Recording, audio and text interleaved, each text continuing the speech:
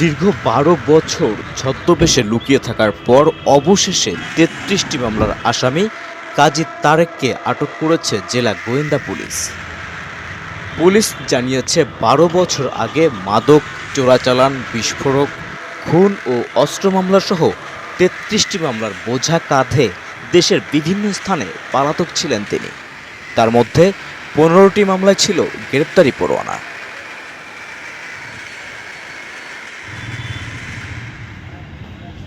যশোরের অতিরিক্ত police super নুরি আলম সিদ্দিকী জানিয়েছেন, বুধবার ৭ই মে গোপন তথ্যের ভিত্তিতে শহরের শঙ্করপুর পশু হাসপাতাল এলাকা থেকে তাকে আটক করে ডিবি পুলিশ।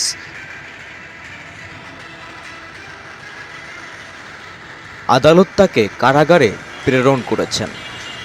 পুলিশ আরও জানিয়েছে, তার বিরুদ্ধে রয়েছে ১৯টি মাদক মামলা, ১৬টি চোরাচালান, ২০টি বিস্ফোরক, ১টি খুন, ১টি অস্ত্র এবং ৪টি অন্যান্য মামলাসহ মোট ৩৩টি ফৌজদারি মামলা। চলতি বছরের জানুয়ারিতে নিজের ভাইপো রাকিবকে গুলি করে হত্যা চেষ্টার ঘটনায় দায়ের হওয়া মামলারও প্রধান অভিযুক্ত তিনি। সেই মামলা কোতোয়ালি মডেল থানায় রুজু হয়।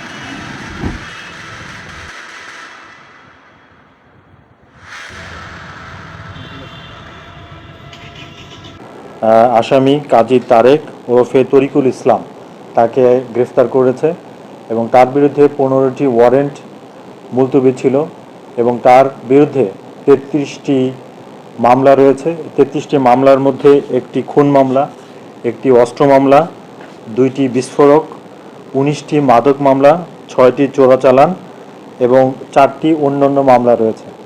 প্রাথমিক জিজ্ঞাসাবাদে ওনার এই ৩৩টি যে মামলা, সেই মামলাটির বিষয়টি উনি স্বীকার করেছেন এবং দীর্ঘদিন ধরে তিনি তার ছদ্মবেশ ধারণ করে বিভিন্ন জায়গায় তিনি পলাতক অবস্থায় ছিলেন।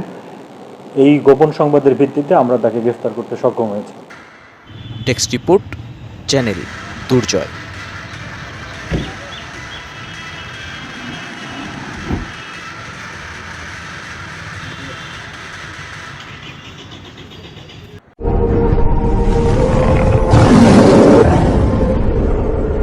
চ্যানেল দুর্জয়, নির্ভীক যে কণ্ঠস্বর।